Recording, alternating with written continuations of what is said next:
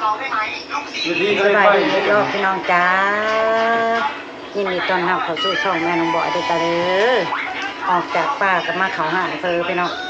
สุดหาหน่อไม้ยังอยู่คือเก่าพี่น้องลูกค้ามาซื้อเฟอลุยเฟอก่อนพี่น้องลุยเฟอเอาเงินก่อนจะค่อยหาอาบน้ำมาบัวลุยเฟอก่อนคู่ไม่ง่ายอย่างก็มาทำอยากนมเลยบ่เอาไปหาเฮ็ดกระบองมานพี่น้องเอ้ยกลับมาใครเนี่ยแต่มาลูกค้าพี่น้องพอได้หายเมื่อยหน่อยนึงพี่น้องเลยเอาบัวลุยก่อนจัดให้ลูกค้าก่อนเมื่อนี้ใส่ย่อขาวนำพี่น้องใส่ผ้าคีริ้ว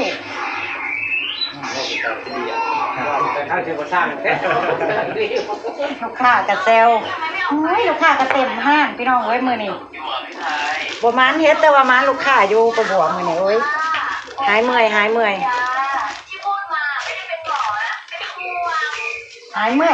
เลยแหละมาเห็นลูกค้าแล้วพี่น้องเพื่อแตกมากก็ได้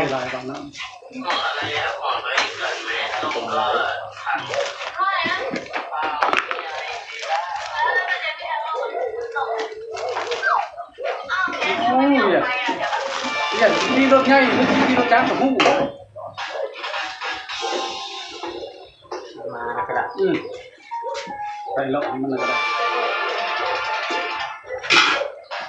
ไปรอหาเฮ็ดหาหอนกับบอมีอีหยังพี่น้องซอกเอาหน่อไม้ซับเอาหน่อไม้กลับมาเฮือนคือเก่าผสมสิได้แกงน้ำเที่ยงหรอกเพราะมันสิได้แกงน้ำแรงปุ๋ยแล้วพี่น้องเอ้ยใส่ระเบิด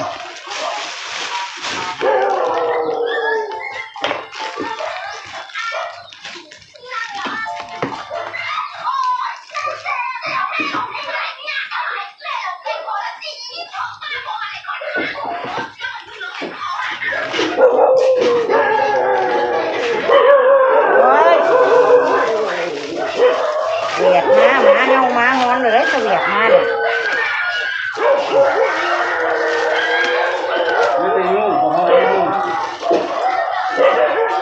โม่กับบางแก้วกับเอาน้ำเพิ่มอยู่ไรห้องเลยถ้ากูจะเกินเนี่ยแล้วมาเบียดขนมก็เมาแล้วเมาน้ำไปจืดไม่เข้ากับทางนี้ตามลมตามแรงแล้วมู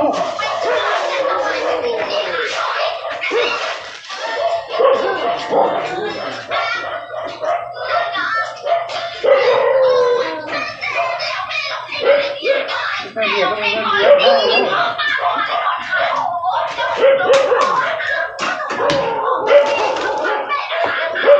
่วนมากลูกค้าคนกาซื้อใส่ถุงอะไรพี่น้องหลายกว่ามานั่งกินดูห้า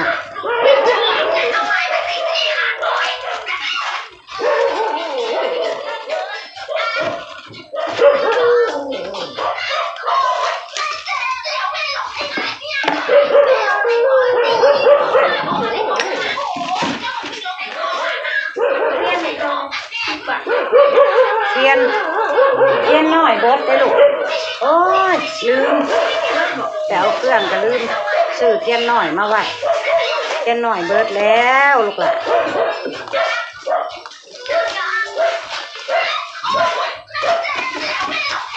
เสร็จแล้ว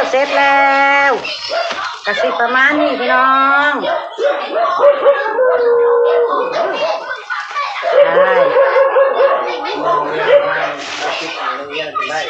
สองพ่อลูกนะเพ้อกับมาม่าบอก90บอกแม่90 บาทเอามาม่าก่อนเด้อเอามาม่ามาให้เด้อห้องนึงเด้อ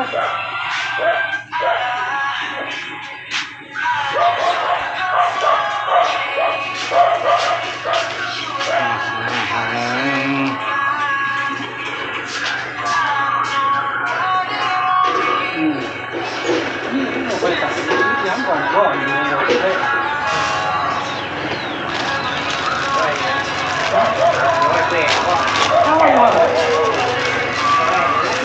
ถ้าเพิ่นสร้างมาม่าต้องบอกแต่ที่ใส่มาม่าอันนี้เลยตาเห็ดพี่น้อง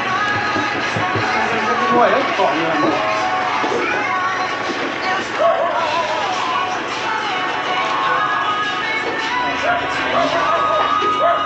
นะแถวถ้วยเพิ่มถ้วยนึง ฮะ ถ้วยเพิ่มถ้วยนึง ตัวนึง ถ้วยมาม่าถ้วยนึงถ้วยเพิ่มถ้วยนึง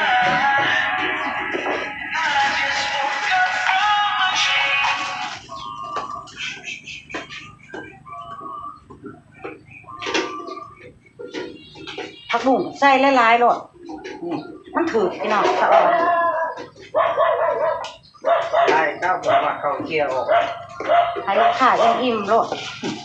อิ่มพักเนาะ โอ้ยอิ่มพักแล้วมีประโยชน์เอาพี่น้อง ผมลุงใช้ตา กินผักบุ้งบำรุงสายตา คือสมมติว่าผมใช้เรื่องตรงนี้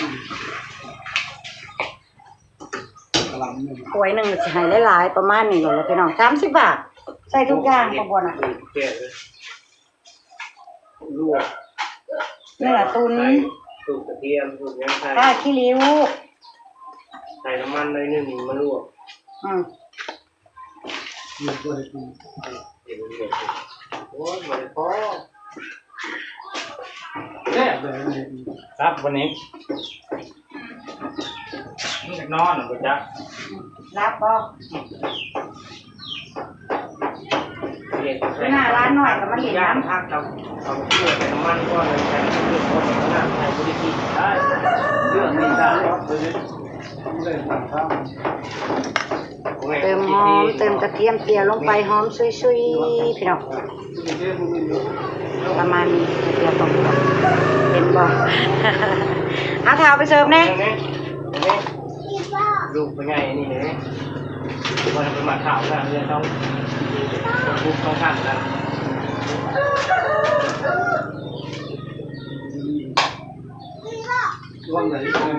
มาม่าเพิ่นบ่ใส่ผักอันนี้คือเสร็จมาม่า เงินในช่วงกรุ๊ปต้องขั้นถึงกาแฟก็เย็ดไหน เอา ไม่เคยนี่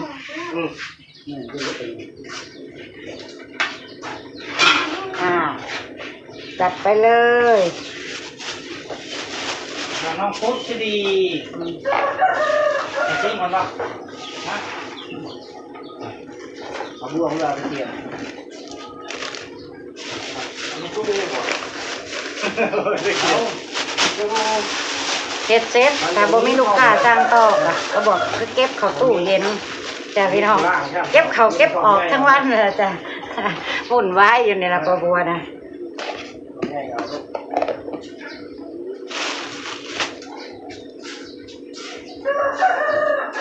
พริกนี่คุยกะปินี่ได้แล้วบ่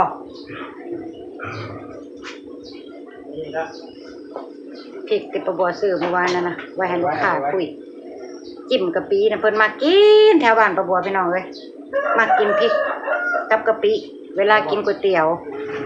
เอามาเทียนนอนแต่นั่นนอน